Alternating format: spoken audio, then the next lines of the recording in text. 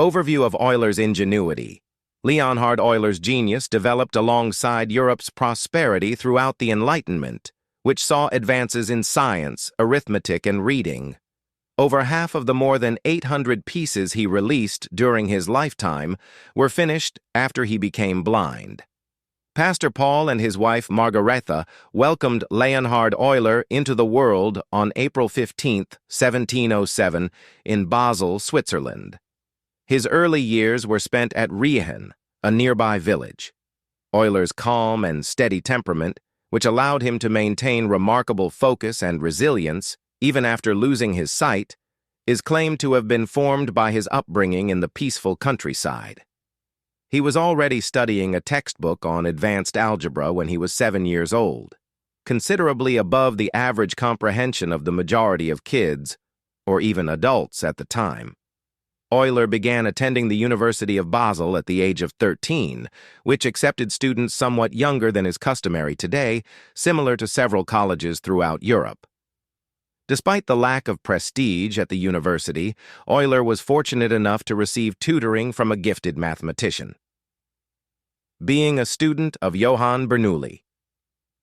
The most prominent mathematician of the day was Johann Bernoulli.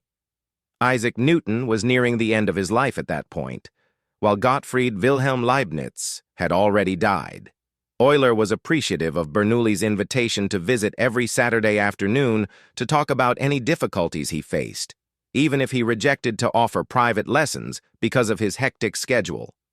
10 objections vanished all at once when he addressed one of them, which is undoubtedly the best way to make happy progress in the mathematical sciences. He started studying theology after earning his bachelor's and master's degrees. Leonhard's father wanted him to become a clergyman, but he chose mathematics over theology because it was his passion. According to reports, Bernoulli went to see his old college friend Paul Euler to persuade him that his son was a gifted child who was meant to be his heir. Although Paul permitted his son to focus entirely on mathematics, Leonhard remained a devout Christian. The identity of Euler and divine harmony. Euler believed that mathematical harmony was proof of a heavenly creator. Euler's identity, his well-known equation, combines 5 essential constants, combining a variety of real and imaginary integers in a straightforward yet significant manner to arrive at 0. The University of Basel's rejection. It was challenging to launch a career in mathematics in early 18th century Switzerland, since there were few job prospects in the little nation. He submitted an application to teach physics at the University of Basel. However, he was judged too young to be included in the final cut at the age of 19.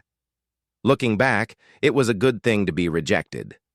Euler required the chance at St. Petersburg in order to realize his full potential. Cooperative setting of a bigger organization. According to Ronald S. Callinger, who wrote a thorough biography of Euler, the social, institutional, and intellectual environment sheds light on the level of cooperation and discussion and plays a key role in identifying the issues and concerns that will be at the center. Such a situation only existed in Russia, which at the time was a part of a huge and potent empire. Euler was recommended by his close friend Daniel Bernoulli, who was a member of the Academy of Sciences and the son of Johann Bernoulli, when a post at the Academy of Sciences in St. Petersburg became available. He sailed down the Rhine River aboard a boat that he boarded in Basel on April 5, 1727, and reached St. Petersburg in May. Euler chose to focus on math even though he was offered an adjunct position in the Department of Physiology. Communicating frequently with Christian Goldbach, who was in Moscow, and working with outstanding mathematicians like Jakob Hermann and his friend Daniel Bernoulli. He took on a lot of interesting tasks in St. Petersburg. One of the most well-known was the Königsberg 7 Bridges.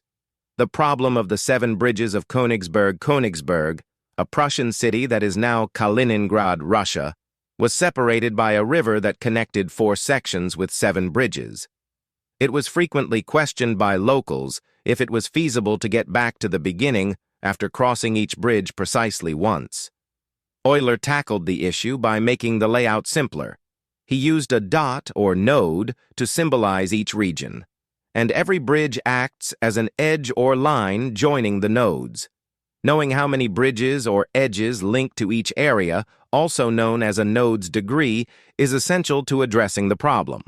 For instance, node B has 3 connection points compared to node A's 5. Additionally, nodes C and D each have 3 points of connection. For someone to get back to where they started and only cross each bridge once, they had to take a different bridge to exit each location, or node, than the one they came on. With the exception of the starting and finishing points of the route, each node must have an even degree, or an even number of bridges linking to it. Euler discovered that each of the 4 nodes in his Königsberg network had an odd degree, indicating that each location was connected to an odd number of bridges. Thus, he came to the conclusion that there was no way to find a route that goes over each bridge precisely once before heading back to the beginning. This was revolutionary because it demonstrated that the connections between nodes were the only factor that could determine the solution, regardless of the city's actual layout. An essential idea in graph theory: family life and marriage.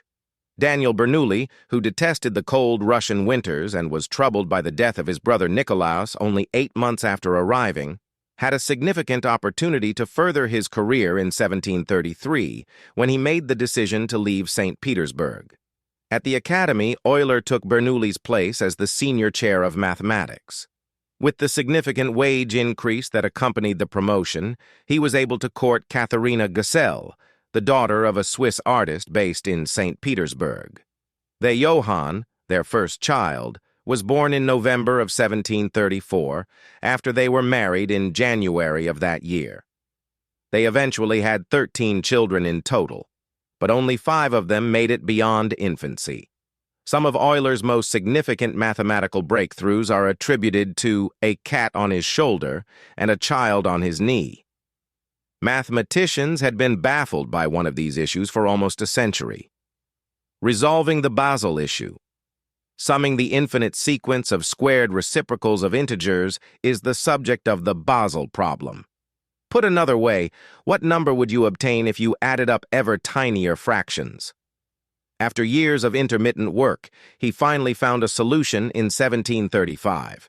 His answer showed an unexpected connection between the geometric constant pi, which is often connected to circles and geometry, and an abstract number theory problem.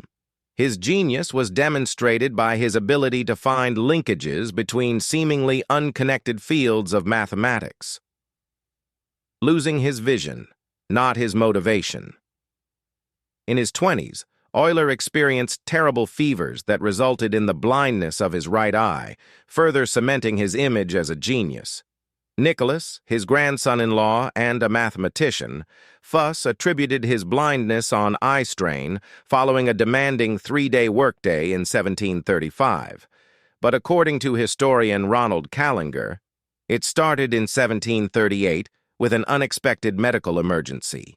According to Callinger, excessive levels of stress result in a high temperature, which, when combined with an infection, causes an abscess in the eye that aids in the development of blindness. Euler had no desire to slow down, no matter where it came from. He would give up his food before work, Fuss observed. An invitation to the Academy of Berlin. Frederick the Great, the King of Prussia, hired him despite his health issues to turn the Berlin Academy into a preeminent center of science. Only until the Russian Empress Anna's death in 1740 sparked a power struggle and heightened antipathy against foreigners like himself did Euler become interested. He packed his luggage and traveled to Berlin on July 25, 1741, after spending 14 years at St. Petersburg. Advancements in celestial mechanics. He made revolutionary advances in celestial mechanics there, especially in solving the difficult 3-body problem, which entails forecasting the velocity of an object affected by 2 other people's weight. He applied this to the moon, which is subject to both the Earth's and the Sun's gravitational force. In addition to changing its orientation, the Moon's elliptical orbit around Earth rotates a full cycle every 18.61 years, as does the line of nodes where its orbit intersects Earth's orbital plane. These forecasts were significantly more accurate thanks to Euler's sophisticated computations, essential for navigation and astronomy. Introduction to the Analysis of the Infinite, one of Euler's most influential mathematical works, was published the next year, in 1748. An overview of the infinite analysis. In it, he defined a function as a rule that, when applied to an input, yields one output, such as y equals x squared, where x is squared to yield y. The foundation for contemporary algebra, calculus, and graphing was established by the broad idea that a function applies to all values of x. Among the most crucial roles, Euler. The exponential function is investigated, with e being a unique constant that is roughly equivalent to 2.718. Real-world occurrences like compound interest and population increase are modeled by exponential functions. Euler discovered something significant by developing the concept of exponential development. The exponential formula. His formula demonstrates that the results follow a circular path in the complex plane when imaginary values, denoted by I, are used in an exponential function, rather than just expanding. The intriguing element is that when the point travels around this circle, the function's real and imaginary components combine to create rounded wave-like shapes. These patterns are the sine and cosine waves, which are well known from light, sound, and the signals that drive contemporary technology.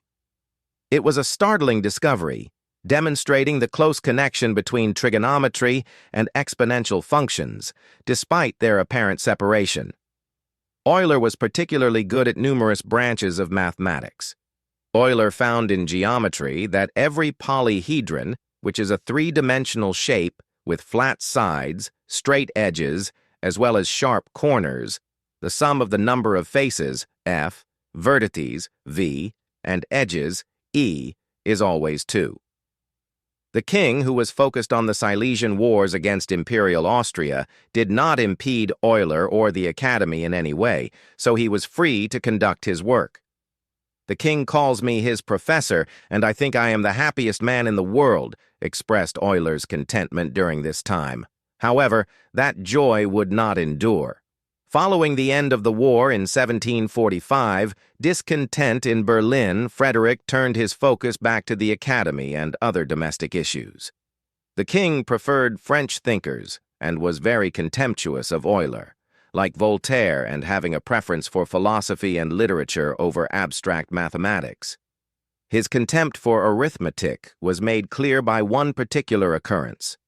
Near order for the fountains at his Sanssouci palace near Potsdam to rise higher than those at the Palace of Versailles, the king requested Euler to create a hydraulic system in 1749.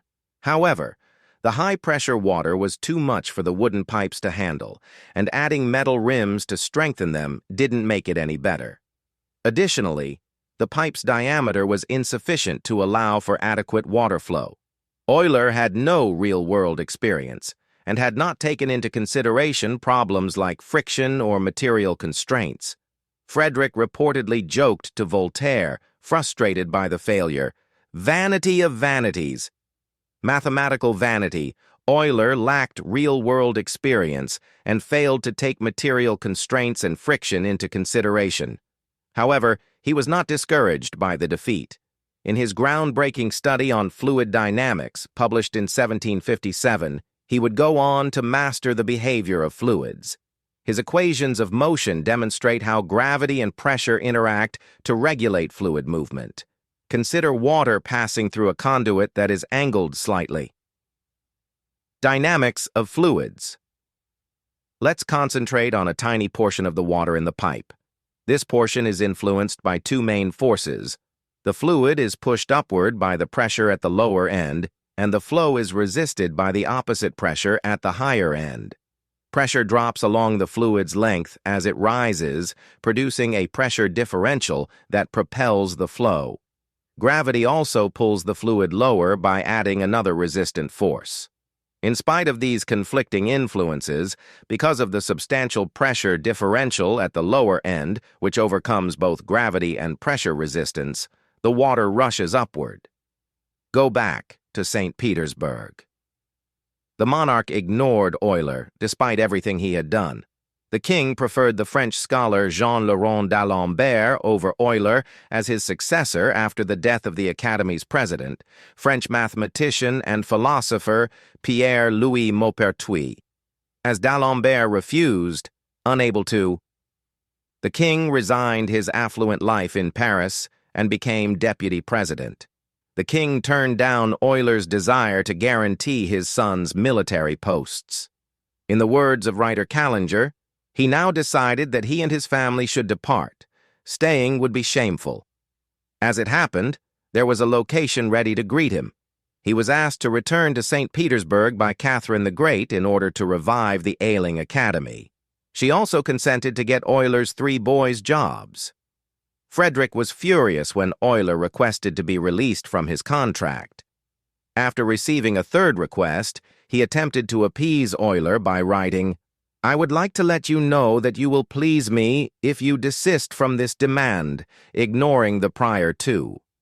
In the end, in order to prevent a public scandal and to avoid upsetting the Russian Empress, Frederick hesitantly consented to Euler's release, noting, "I allow you to resign so that you can travel to Russia."